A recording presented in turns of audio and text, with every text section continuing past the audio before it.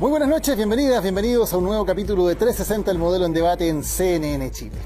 Ya es un lugar común decir que Chile es un país de clase media. La gran mayoría de las chilenas y los chilenos se definen como miembros de esa clase media y hasta un billonario como el presidente Piñera ha dicho alguna vez sentirse parte de ese grupo. Definirse con orgullo como miembro de una clase trabajadora o clase popular no es algo tan común en Chile y por eso la clase media sirve como un genérico para quienes no se sienten ricos, pero tampoco quieren definirse con el muchas veces estigmatizador concepto de la pobreza. Para los políticos también es cómodo hablar de clase media, un discurso genérico que abarca mucho, pero aprieta poco. Porque la realidad parece ser bien distinta. Aunque no hay una sola manera internacionalmente aceptada de definir quién es parte de la clase media, los datos de la OCDE dicen que Chile es su único miembro, junto con México, en que menos de la mitad de la población pertenece a ese grupo. Solo 48% para ser exactos. Más que una clase media, tenemos grupos medios con realidades muy distintas entre sí. Profesionales, técnicos o sin estudios superiores, empleados, pequeños emprendedores o informales, aunque todos ellos unidos por una sensación general de precariedad e inestabilidad, de un Estado que los ayuda poco y de prestaciones sociales en educación, salud o pensiones que no cubren sus necesidades. El estallido y la pandemia han desarmado discursos complacientes y han puesto en el primer plano las preocupaciones de estas capas medias. Por eso, es hora de abandonar esos discursos genéricos y poner la lupa sobre qué es realmente este grupo. Es lo que haremos hoy en 360. Y partimos con la nota de Josefina de la Fuente. Ustedes me conocen. Soy un ingeniero de clase media que eligió dedicar su vida a servir a Chile. Es posible que el esfuerzo y valores de un papá y una mamá de clase media que no terminaron el colegio. No importa la tendencia, tampoco el año del que estemos hablando. La clase media es y ha sido durante años la estrella del discurso político en nuestro país. Y cómo no, si más de la mitad de los chilenos dice pertenecer a ese grupo. Presidente de Chile, pongan mucha atención. Sebastián Piñera Echeñique viene al mundo en 1949 y crece en una familia de clase media chilena, cristiana, sencilla y abierta. El estallido social, la pandemia y la discusión sobre el segundo retiro del 10% han puesto a la clase media en el ojo de la discusión pública. Pero, ¿qué es exactamente la clase media? Ni la población ni las autoridades parecen tener una respuesta. Muchas veces hay confusión relativo a lo que significa clase media, ser clase media, y creo que esa confusión es parte del problema que tenemos en el debate. Vuelvo a insistir. La OCDE la define como ingresos entre el 75% y 200% de la mediana nacional. Es decir, en el caso de Chile, ingresos entre 587.000 pesos y 1,5 millones de pesos por hogar.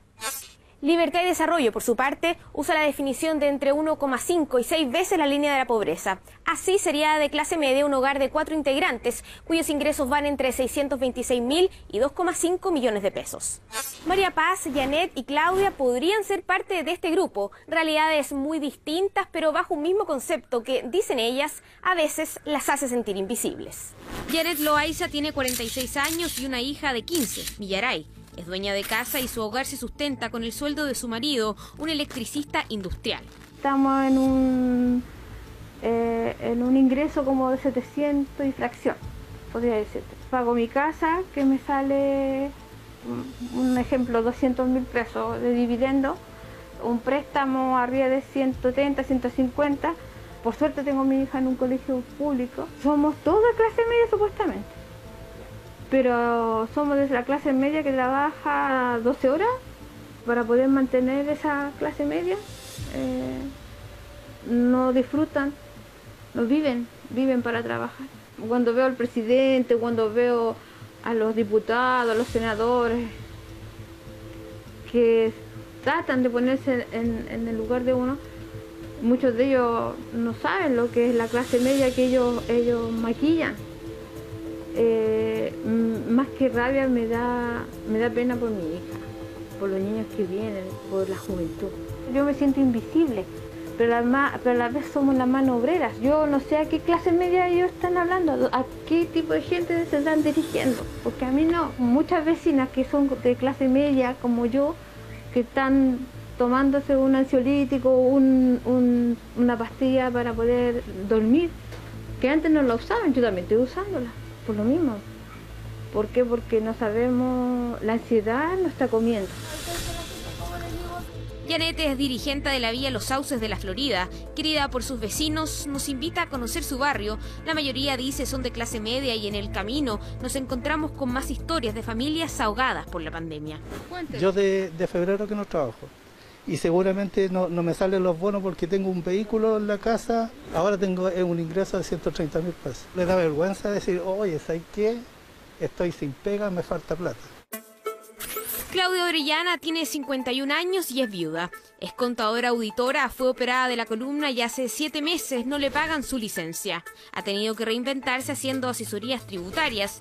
Vive en Ñuñoa, su hija Camila estudió en un colegio municipal y ahora en una universidad privada. Y aunque con su emprendimiento consigue un sueldo de casi 2 millones de pesos, vive endeudada. He tenido que aprender cosas que antes no manejaba, ¿ya? Pero tuve que hacerlo, de otra manera no podía seguir subsistiendo, si no... Como digo yo, si yo no trabajo, aquí no se come. De alguna manera pudimos acceder al CAE con mi hija. O sea, el departamento lo pago con un dividendo, con un hipotecario que tengo con el banco. Me quedaban 10 años y tuve que alargarlo a 20 años más. Te dicen que vive en el barrio alto, aunque no es así. Entonces tienes casa, tienes auto, tienes una hija estudiando en la universidad, tú tienes un buen título. ¿Para qué vas a necesitar? Entonces no hay acceso, es imposible acceder a nada. Y ahora, el ser clase media, ¿qué significa? ¿Tiene algún beneficio? O sea, estamos como en la mitad del sándwich. Estamos ahí, ni para uno ni para otro. Entonces, claro, este estallido social de alguna manera nos ha representado a muchos. Hay muchos que están mucho peor.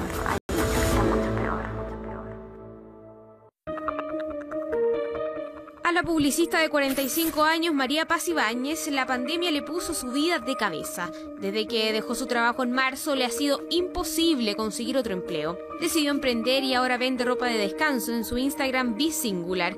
Tiene 2 hijos adolescentes, está comprometida y su ingreso ahora alcanza cerca de 800.000 pesos. Esta situación realmente ha sido súper...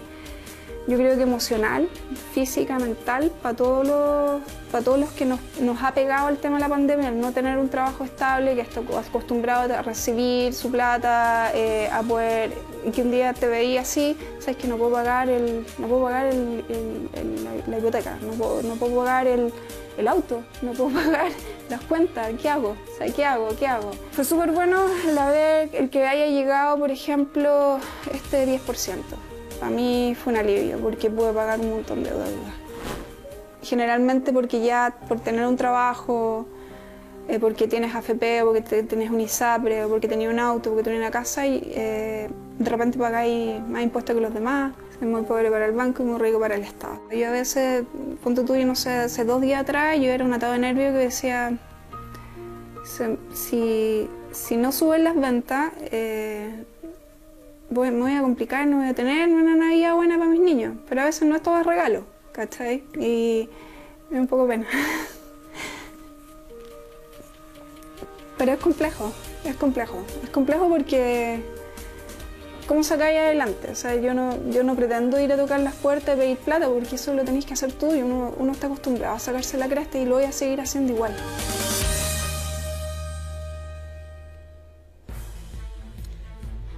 Ahí estaba entonces la nota de Josefina de la Fuente con las distintas realidades de lo que solemos llamar clase media en Chile. Vamos de inmediato a iniciar la conversación con nuestras invitadas, porque son todas mujeres las panelistas del día de hoy en 360, así que las voy a presentar de inmediato. Carmen Lefulón, investigadora del CEP. Gracias, Carmen, por acompañarnos. Gracias por la invitación. Katia Araujo, académica de IDEA. Gracias, Katia, por estar con nosotros. Gracias a ti. Emanuel Barocet, socióloga de la Universidad de Chile y del COES. Muchas gracias, Emanuel, también por acompañarnos hoy.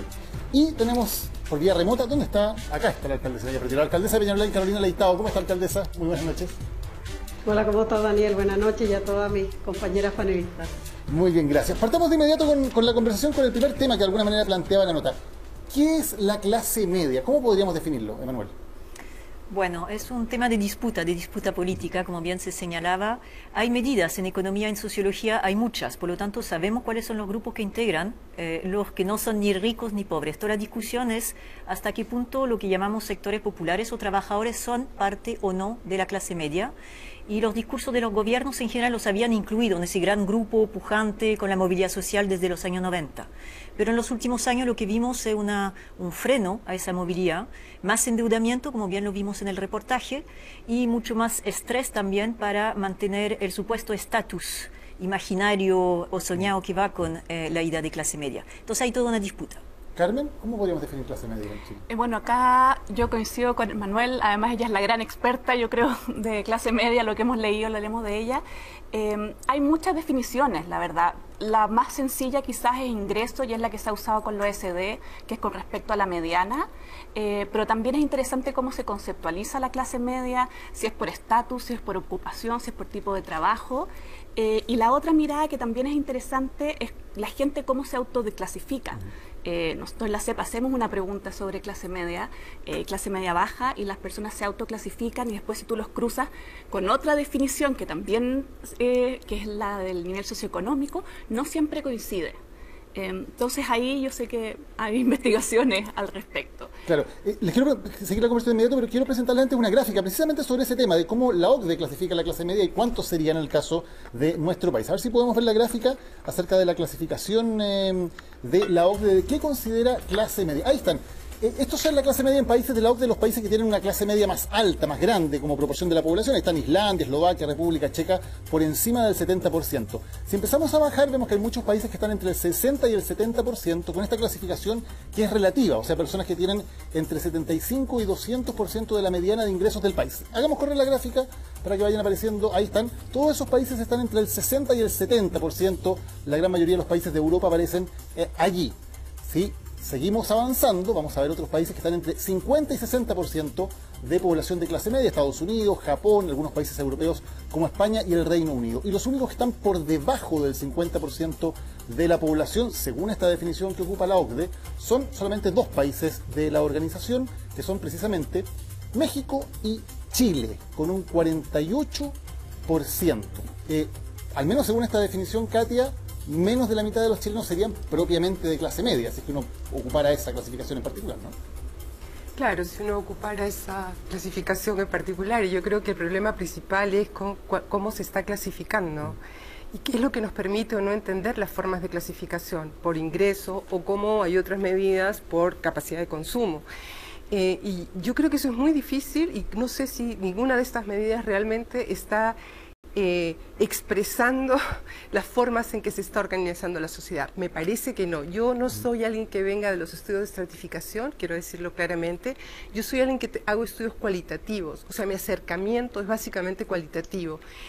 Tengo una larga experiencia de investigación y yo creo que una de las cosas que es evidente es que estas formas de medición realmente no representan lo que acontece en el país, porque dejan de ver dos cosas que me parecen, o tres cosas que me parecen muy importantes. La primera es que se pluralizó, las experiencias se han pluralizado y se han combinado de maneras distintas.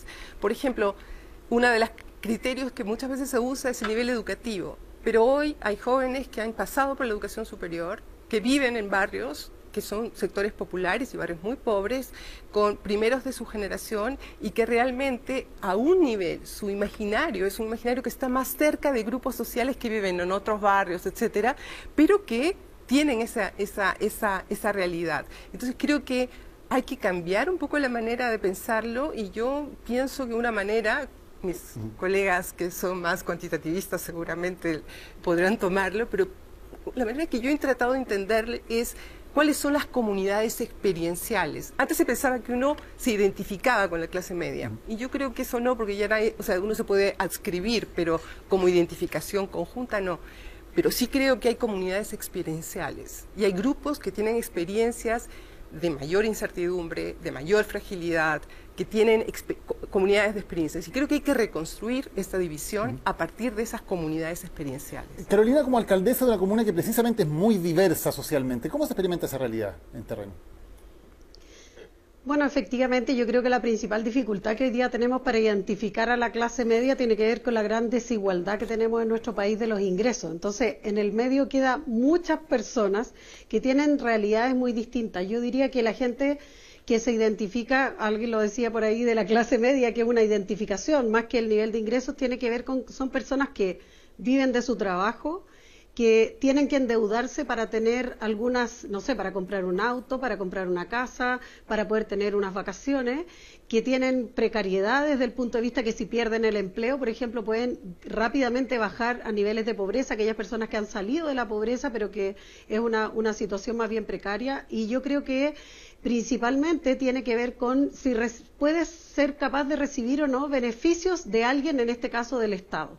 Y lo decía ahí María Paz en la nota, era que somos muy ricos para el Estado y muy pobres para el banco. Yo creo que al final eso es absolutamente así. La gente que nosotros nos toca atender, muchas veces nos pasa que como municipios tenemos que negarles algunas ayudas a algunas personas porque desde el punto de vista de la caracterización socioeconómica de acuerdo a los instrumentos no califican, pero si tú los evalúas socialmente te das cuenta que tienen gran precariedad. Y yo creo que principalmente cuando hay mayor dificultad es cuando la persona enfrenta una enfermedad, pierde el trabajo o, por ejemplo, tiene varios hijos en edad de estudiar y tiene que endeudarse también para poder estudiar, por ejemplo. Claro, hoy día la gratuidad es otro tema. ¿Cómo se caracteriza la familia para poder darle, por ejemplo, la gratuidad en educación? Carolina, y en eso hay un debate que ha sido todavía más fuerte con esto de la pandemia, sobre la focalización. ¿Qué tanto un país como Chile tiene que focalizar los esfuerzos del Estado en los grupos más vulnerables o qué tanto tiene que buscar beneficios más universales que también alcancen a gran parte de lo que solemos llamar clase media? ¿Está bien seguir focalizando fuertemente o hay que tener beneficios más universales? No, yo creo en los beneficios más universales porque también tiene que ver con el esfuerzo de las personas. ¿Cuánto el Estado dedica a premiar ese esfuerzo? Una persona que, por ejemplo, ha pagado toda la vida sus dividendos de su casa y pierde el empleo y llega un momento, como en este caso, la pandemia u otra situación de emergencia, debiese tener una fórmula donde el Estado pueda socorrer a esas personas en algún momento, sobre todo aquellos que han sido cumplidores desde siempre. Y por supuesto también porque hay mucha gente que requiere de instrumentos necesarios para poder salir adelante y no es mucho lo que necesita, pero es necesario que el Estado le genere una pequeña ayuda, por ejemplo, un microcrédito, obviamente a tasas que sean pagables y que no terminen siendo cosas, digamos, inalcanzables para las personas. Por ejemplo, el caso de los emprendedores. Aquí en Chile hemos visto y con la pandemia nos hemos dado cuenta la cantidad de trabajadores informales que tenía este país. Me estoy refiriendo a gente que no declaraba ingresos, pero que en la práctica tenía buenos ingresos y podía tener una vida, digamos, más o menos razonable desde el punto de vista de no endeudarse demasiado y poder tener algunos beneficios, poder ir de vacaciones o poder comprarse su vehículo, etcétera. Pero una vez perdido este empleo que era bastante precario, terminó siendo un problema. Entonces yo siento que hoy día la universalización de los beneficios debiese ser, mira, es mejor que le llegue a alguien un beneficio que no lo necesitaba que no le llegue a alguien que sí lo necesita. O sea, creo que uno podría ahí poner cortapisas más bien de que al que le llegó y no lo necesitaba, más bien sancionar, pero aquí es mucho más necesario que le llegue a un montón de gente que hoy día no le está llegando ningún beneficio. Veamos qué opinan en el panel. Carmen, ¿más universalidad o tenemos que seguir pensando en focalizar bien los beneficios? A mí me parece que eso es como una dicotomía como muy drástica o muy como suma cero. Por una parte uno piensa en un país con los recursos limitados, focalizarlo en los más pobres suena razonable, ¿cierto? Pero también hay una serie de beneficios y lo que ahora estamos hablando, ¿no es cierto?, de clase media, que en el fondo es una clase media muy vulnerable, que cualquier evento puede caer rápidamente en la pobreza. Y por lo tanto la necesidad de contar con la red de protección, ¿no es cierto?, que eso sí debiera ser universal. ¿Cómo debería ser esa red de protección? ¿O qué ven ustedes en términos de las expectativas, de las demandas de la gente?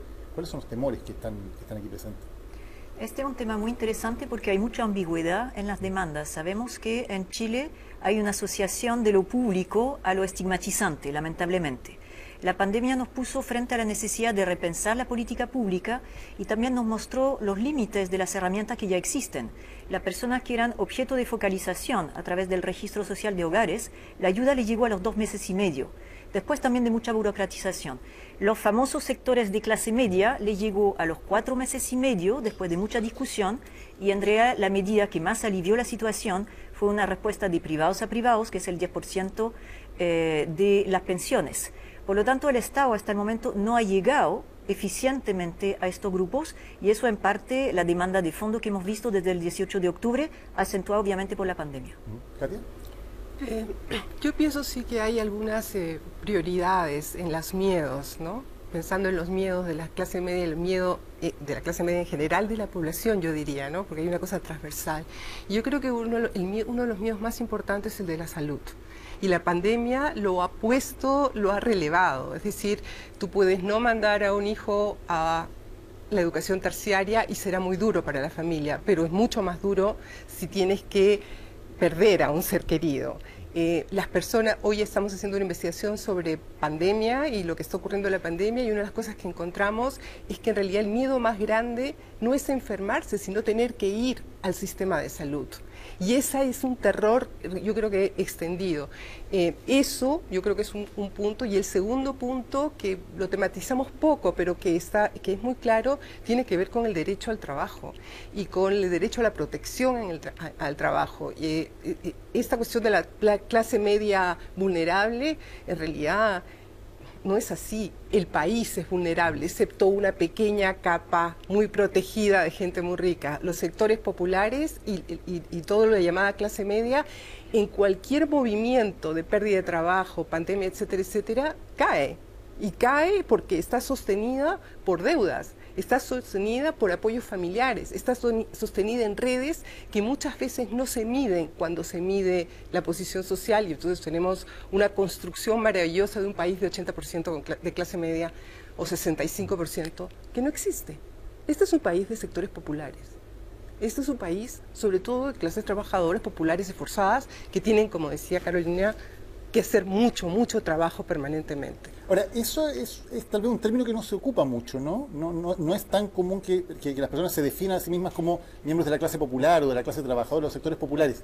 ¿Por qué pasa eso? Y más bien una autoidentificación automática con la clase media. A ver, hay una épica de izquierda en torno al pueblo trabajador. Sabemos que es parte de un lenguaje marxista que fue un poco borrado de la historia.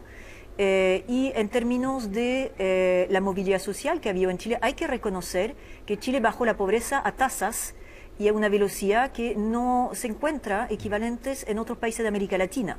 Entonces, ese éxito en bajar la pobreza del 45% a alrededor del 10%, bueno, después se volvió a medir alrededor del 20% cuando entramos en la medición multidimensional de la pobreza, eso se tomó como el éxito mayor. El problema es que había que seguir asegurando movimientos estructurales de ascenso que duraron un tiempo, unos 10 años, y hace ya un tiempo que eso está estancado. Entonces hubo un discurso de política pública sobre que el que no era pobre era clase media. Muchas mediciones internacionales usan también esto, solamente esas tres categorías, y los gobiernos han insistido sobre esto, y también la publicidad. Recordarán el famoso Faundes, 1998, de esa campaña, no recuerdo la compañía, pero que era como la idea de ese trabajador justamente que está al mismo nivel, por ejemplo, que unos ejecutivos en un ascensor. Y ese imaginario del ascenso social fue muy potente como herramienta para definirse de clase media, hasta que el ascensor deja de funcionar. Que es un ascenso social que tiene que ver básicamente con el consumo, ¿no? O sea, con tener acceso a ciertos bienes. ¿Eso es parte fundamental de una movilidad social? ¿Tiene que haber una, no sé, hablar de una red de protección, pero tiene que haber mayores certezas por parte del Estado también, Carmen?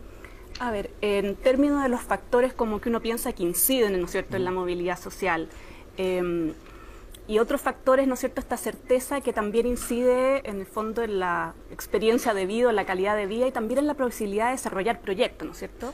En términos de movilidad social, factores importantes son crecimiento, ¿no es cierto?, pero no el crecimiento por sí mismo, y acá me van a, ¿no es cierto?, y con educación, ¿no es cierto?, pero todos los estudios, incluso un estudio reciente sobre movilidad intergeneracional en los países de América Latina, ¿no es cierto?, muestra eso. Entonces, pero no solo, y ahí quizás podemos después conversar un poco más profundamente sobre la educación y la educación de calidad, que en el fondo lo que impacta fuertemente en la movilidad.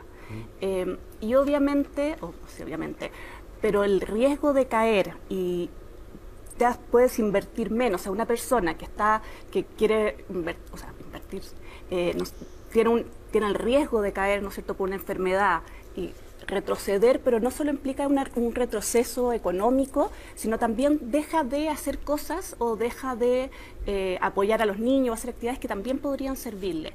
Y en ese sentido yo creo que es muy importante, ahora hablamos, ¿no es cierto?, del rol del Estado, de mejorar el Estado, mejorar las ayudas de la eficiencia, la salud, ahora se está debatiendo, ¿no es cierto?, la reforma FONASA, hay una propuesta, bueno, yo soy del Centro de Estudios Públicos, de Carolina Velasco y Alejandra Benítez, sobre un seguro nacional, único, porque el porcentaje que se atiende en ISAPRE es muy chiquitito, la gran mayoría, ¿no es cierto?, se atiende en FONASA, y no existe tampoco este seguro único que les permita afrontar la salud o riesgo a la salud con tranquilidad.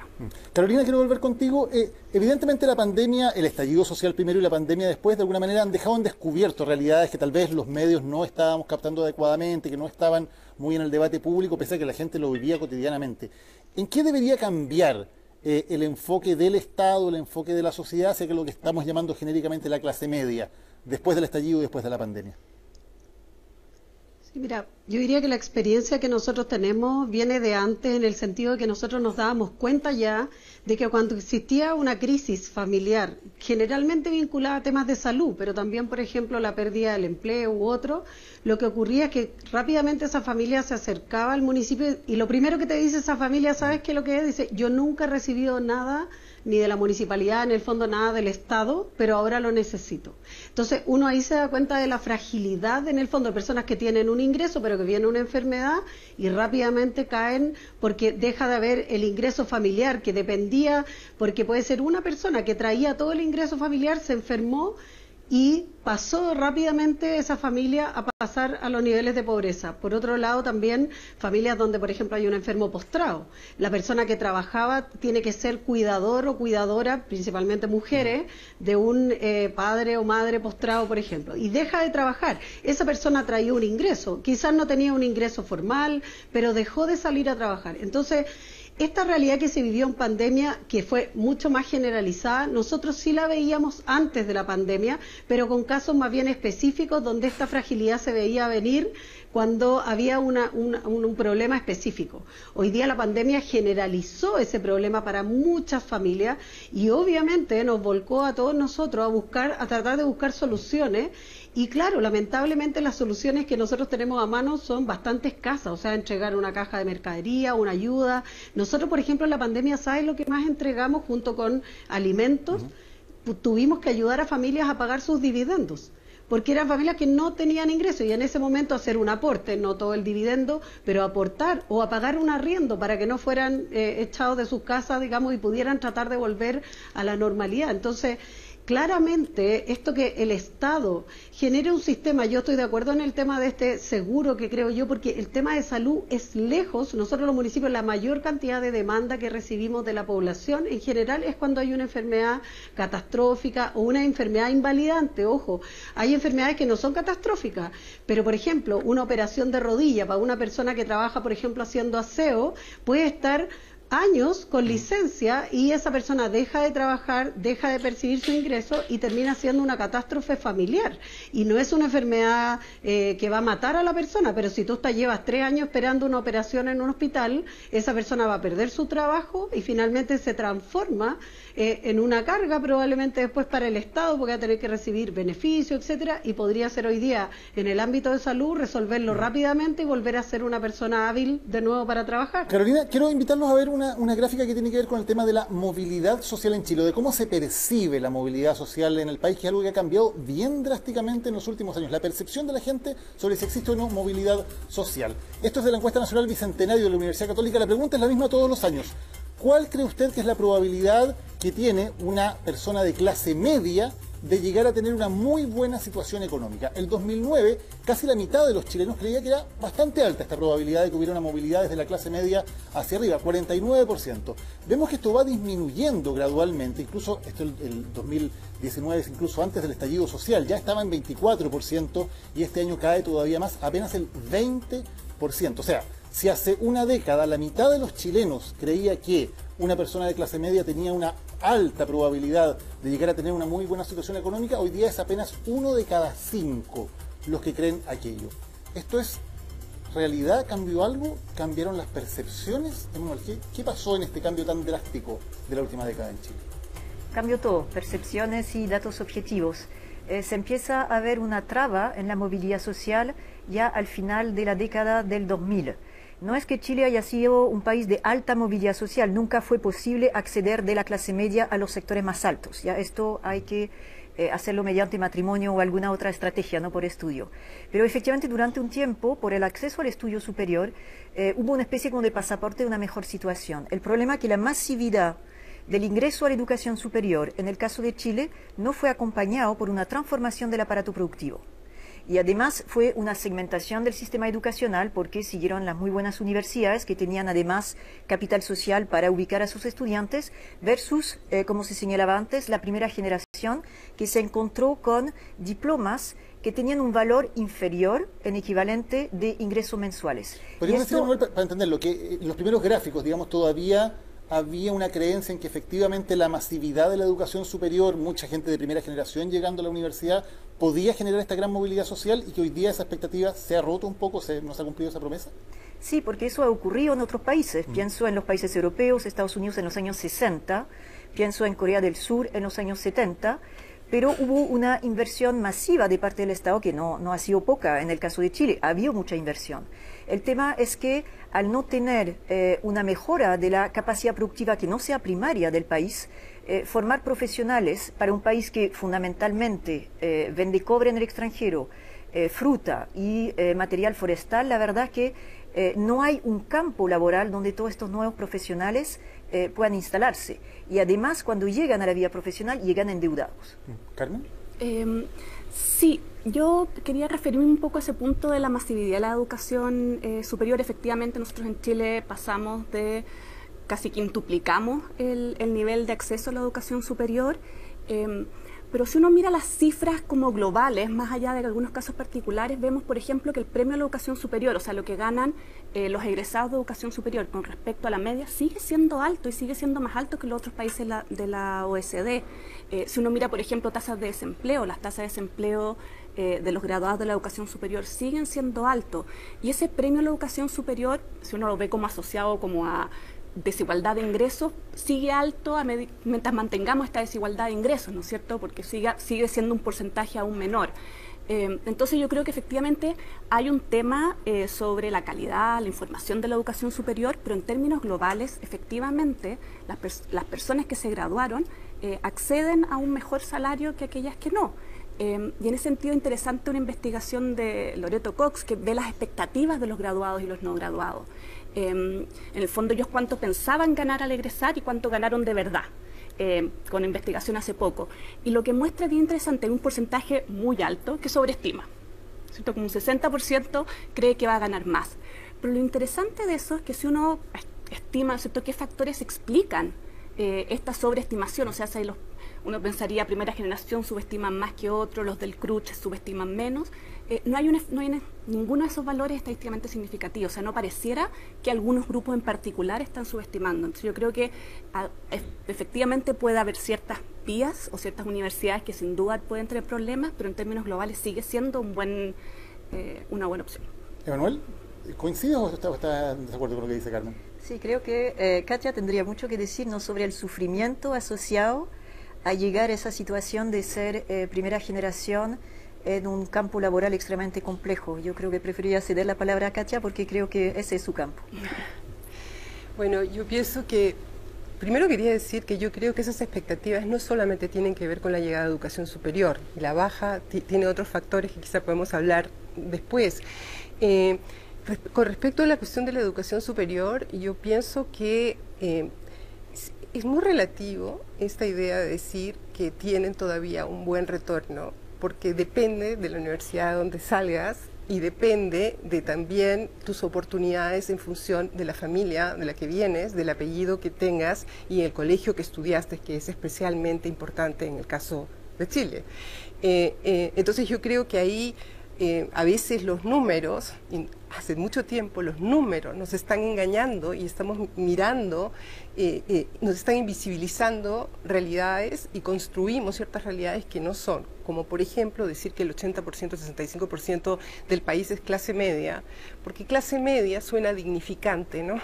Suena a dignidad, suena a decencia. Históricamente era esa clase que luchó por la decencia, se constituyó en la decencia y que todos queremos identificarnos con eso. Entonces, invisibilizas conflicto, invisibilizas faltas. Entonces yo creo que, yo pienso que seguramente el dato no lo voy a discutir, pero yo creo que eso invisibiliza una cantidad de realidades que están debajo de eso y de diferencias que son muy importantes y que tocan principalmente a esta primera generación, que es la generación que más esfuerzos ha hecho para llegar a ese momento, ¿no? O sea, porque esa primera generación son familias endeudadas, son ellos mismos endeudados, son esfuerzos de la mamá haciendo trabajos extras para poder pagar algunas cosas, etcétera. Entonces yo creo que hay que tener mucho cuidado con estos datos duros, y creo que es un momento en el país tiene que ir a comenzar a mirar y a, ¿no?, chequear sus datos duros y pensar efectivamente en las experiencias que están detrás de eso, los grados de sufrimiento y los grados de desencanto enorme que hay en la población, y que yo creo que el 18 de octubre los mostró. O sea, demasiada desmesura, demasiado desencanto, demasiada irritación por una cantidad de promesas que no han sido cumplidas y que tenemos décadas para haber comprobado que no han sido cumplidas, y que explica, yo creo, ese 20%. Ese 20% no es solamente la educación superior, es décadas en las cuales lo que se suponía que era como crédito para consumo se convirtió en lo que una investigadora del NUMAP con la que yo trabajo, Lorena Pérez, ha llamado el complemento salarial. Pasar de una deuda de consumo a complemento salarial es brutal en términos de expectativas. Entonces yo creo que sí, que estamos en un problema muy grande, porque esa ruptura de promesas, esa baja de expectativas es extremadamente seria, porque tiene que ver con desencanto y tiene que ver con desapego con la propia sociedad. O sea, quiero ir con Carolina. Me acuerdo también de lo que decía Janet Loaiza en la nota, que decía la ansiedad nos está comiendo a todos, ¿no? Y hablaba en nombre un poco de las familias también de su barrio.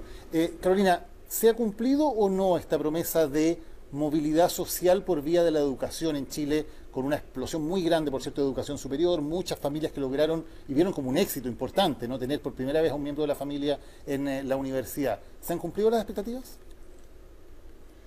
No, yo creo que no se han cumplido las expectativas. Eso sí, no podemos negar de que hay familias que efectivamente lo han logrado, pero yo creo que aquí nos falta un espacio que no hemos discutido, y es el tema de la educación técnico-profesional.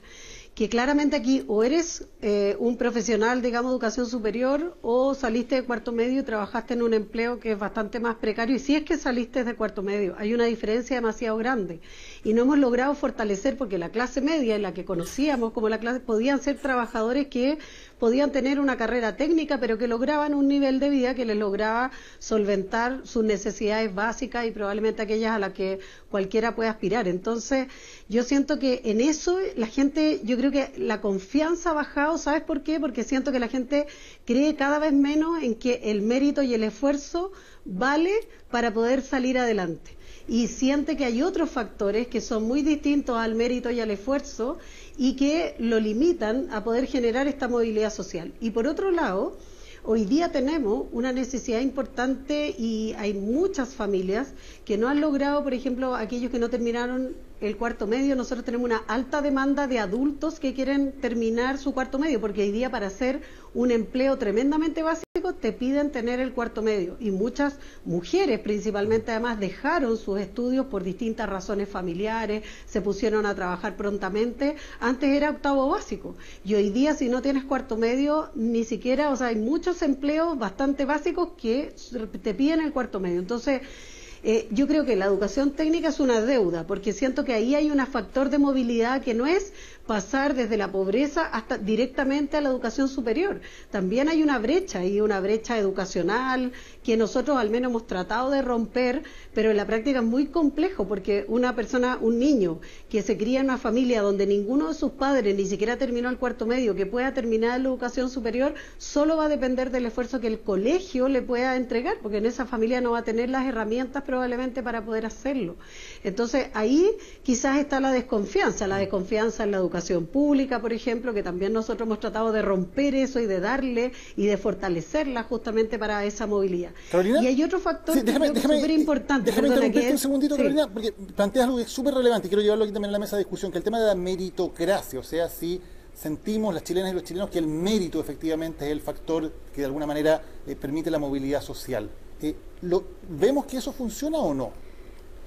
A ver, una cosa es como, o sea, yo le puedo conversar como las percepciones, ¿no es cierto?, del mérito. Ustedes lo mostraron en el gráfico, nosotros también lo vimos con respecto en la encuesta CEP, ¿no es cierto?, la percepción de si el mérito te da por, o sea, si es mérito el lograr o esfuerzo, ¿no es cierto?, lograr buenas condiciones de vida, y acá a nosotros nos da como un porcentaje, como un 40%, porque probablemente buenas condiciones de vida es distinto que muy buena situación económica. Pero vemos que un porcentaje como un 30, un 40% incluso de la clase media autoidentificada lo cree, pero hay un porcentaje importante que no.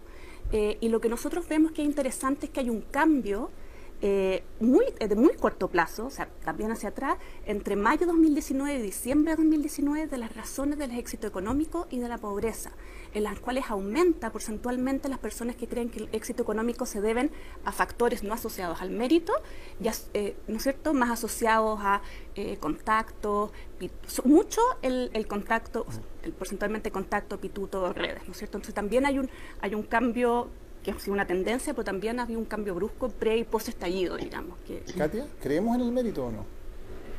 En las investigaciones que yo hice hacia finales de los años 2000, el mérito era el verdadero criterio de justicia, era un criterio muy importante del sentimiento de justicia. Ahora yo creo que uno tiene que diferenciar, porque se ha tendido a pensar que cada vez que hablamos de mérito, hablamos de meritocracia y de la idea neoliberal de meritocracia. No, yo pienso que las personas pensaban que con su esfuerzo, con el trabajo y el reconocimiento podían llegar a tener logros. Lo creían firmemente y al mismo tiempo esa investigación mostraba que encontraban en su experiencia que esa promesa no funcionaba, dependía del colegio en el que venías, dependía del apellido. Bueno, Núñez hizo una investigación muy temprana sobre eso, dependía de un montón de cosas. Es decir, que la promesa, la creencia, la oferta que se le hizo a las personas chocaba contra esta realidad. Y yo creo que eso ha ido minando lentamente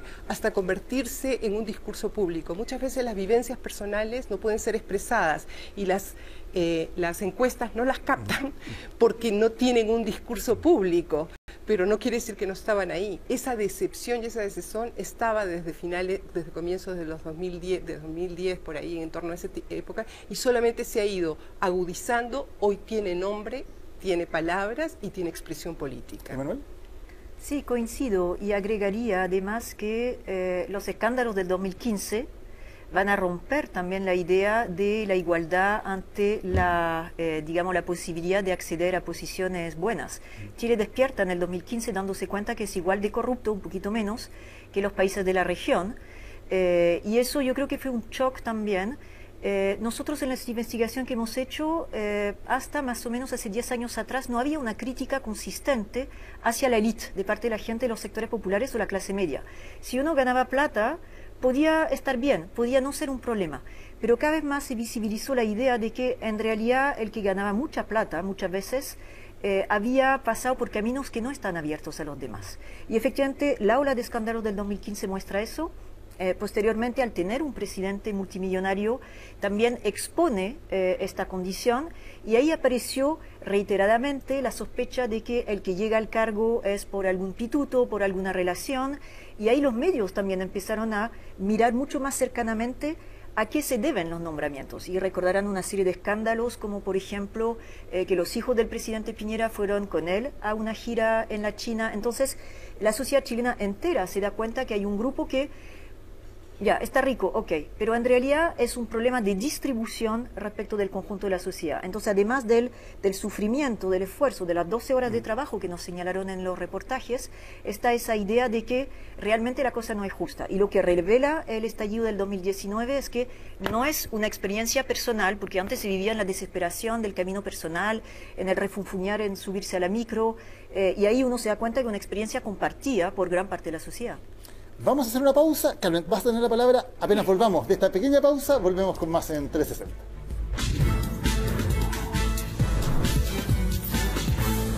Estamos de vuelta en 360, el modelo en debate. Carmen tenía la palabra. Sí, no, era solo para referirme un poco al comentario, al fondo, qué es lo que molesta de las diferencias de ingreso. Y la CEP, de nuevo, hicimos una pregunta en el fondo, o hicieron, sobre cuánto le molestaban o cuánto le enojaban las diferencias de alguien que ganaba mucho, mucho dinero. Y es interesante porque eso apunta a la deslegitimación del sistema político. Lo que más les molestaba era alguien el ministro asociado al sistema político, un deportista, mejor deportista del minuto, alguien que inventó algo opuesto a la sociedad, no les molestaba en lo absoluto. No o sea, es el mérito del punto, digamos. Si alguien ganó plata, mucha plata, pero porque efectivamente hizo algo distinto, más meritorio que el resto, eso no es visto como algo malo. Pero lo que también sorprendió, y esto fue en mayo de 2019, que una persona de una familia, heredero de una familia rica, que uno habría pensado, eso es como no sé, eso no es meritocracia, molestaba menos incluso que algún político. Entonces hay esa sensación que se referían Katia y Manuel, ¿no es cierto?, de esta como deslegitimación de ciertas formas de acceder a la riqueza, que es lo que era. Y, sí. Katia, sí, quería agregar. Sí, no, solamente quería agregar que a mí me parece que eso tiene que ver con que el mérito sigue siendo un elemento esencial de la idea de justicia hoy. Yo eso no creo que se haya modificado. Las personas siguen pensando que el mérito tiene que ver con... Lo que no creen es que la sociedad cumpla con ese principio. Y a mí no me sorprende tanto las respuestas que tú planteas, porque el mérito y el hecho de que el mérito se haya vuelto un elemento del sentimiento de justicia legitimado socialmente ha sido muy importante para las personas para poder sostenerse en su crítica, y eso es lo que encontramos, a la lógica de los privilegios. Y la lógica de los privilegios es una lógica que históricamente ha sido una lógica que ha funcionado en la vida social chilena, por lo menos las personas así lo perciben y lo han percibido. Y entonces el principio del mérito no es solamente que yo haga todo por mí mismo y que sea solamente individual, es básicamente una condena a la lógica de los privilegios histórica en el país, y eso ha sido un cambio extremadamente importante. Sí. No, en términos de sorprender era la diferencia y el fondo que apunta a un tema de la legitimidad del sistema político. Vemos baja confianza en los partidos, que no enoja tanto un heredero de una familia rica, que es la definición que uno dice de herencia y de poca movilidad intergeneracional. Entonces, como esa percepción. Y lo otro, no sé si vamos a hablar de educación técnica profesional después, porque efectivamente cuando... yo entiendo que el promedio esconde muchas cosas, ¿no es cierto? Y siempre es importante ver la distribución.